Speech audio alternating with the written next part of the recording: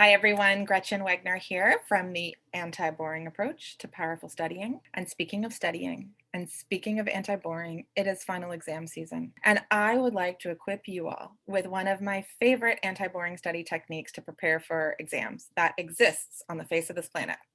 And what I'm going to do is share my screen and show you an example of what I'm talking about.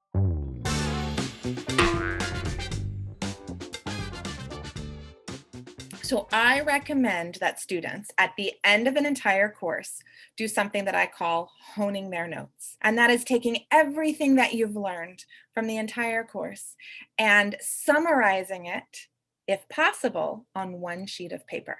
And I believe so strongly in this technique that I ask the teachers who take my course, The Art of Inspiring Students, to actually do this, to hone their notes at the end of every module, and then at the end of the entire course to hone them once more and get them onto one sheet of paper. And a teacher just posted in the course, and it was so beautiful what she created. I thought I would share my screen and show it to you all as an example of what's possible here. And students, I know that you have subjects like physics or history, and not necessarily study skills like the teachers in my course, but nonetheless, I'm hoping that you'll get some ideas. So here we go.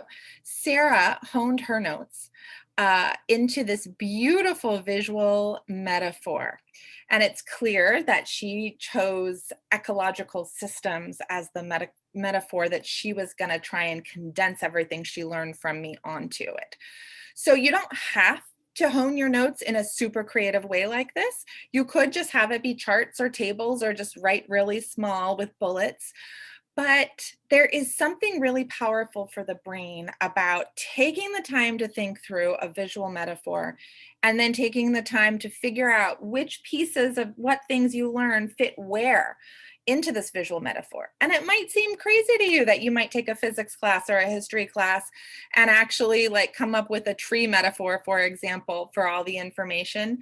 But if you take the time to find the right metaphor when you sit down at the test to take the exam, you will actually, it'll be easier to remember all the information because you'll have such a strong visual memory for where that information fit in. So let me split my screen here and let's click there. Okay. So now let's take a look at how she did it. So on the right side right here, this is the outline for the course that I teach teachers. And so you'll notice here it says week 1, the study cycle and sticky learning. And these are all the videos she had to watch. And then you'll notice over here, she put what she learned in this unit right here, the study cycle at the top of the tree. And she actually also put it right here on these branches right here. These branches are the answer to the strategic study premise that I teach at the beginning of the course. So then we have the Train the Brain module. And here we look at why I teach students about their brain. We look at Indiana Jones and neural pathways. And over here, you'll see that she put neural pathways right here. And so that was for her the most important part of that module. Oh, also the formula for how to learn anything is also taught in that section, as well as metaphor as a teaching tool. And so she created a metaphor as her way to get that lesson onto this page.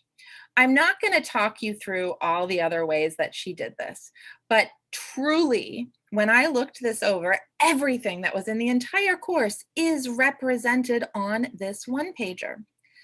The beauty for her of having such a visual image is now when she works with students, she can actually have this visible on her desk or in her space in some way. She could even show it to students. So it's not only a way to actually make sure she's learned all the information, but it's a reference tool for the future. And many of you are taking classes like intro level classes, where not only is it important to learn the information now, but it's also wonderful to have it as a reference tool when you go into more and more complicated classes to be able to look back and, What are the basics from Intro to Chemistry? What are the basic things I need to know about US history? From the Civil War to the present, for example. So you'll be helping yourself now for your final exams, but you'll also be helping yourself for the future. So good luck, y'all. If you want some more training on how to do Hone It notes, I talk about it in my course, The Anti-Boring Approach to Powerful Studying. If you want more information about how to teach students how to do Hone It notes, you can find that information in my course, The Art of Inspiring Students to Study Strategically. And both of those are available on my website, gretchenwegner.com. So good luck on finals, everybody. Email me at gretchen@gretchenwegner if you have .com if you have any questions whatsoever about this, and take good care of yourselves.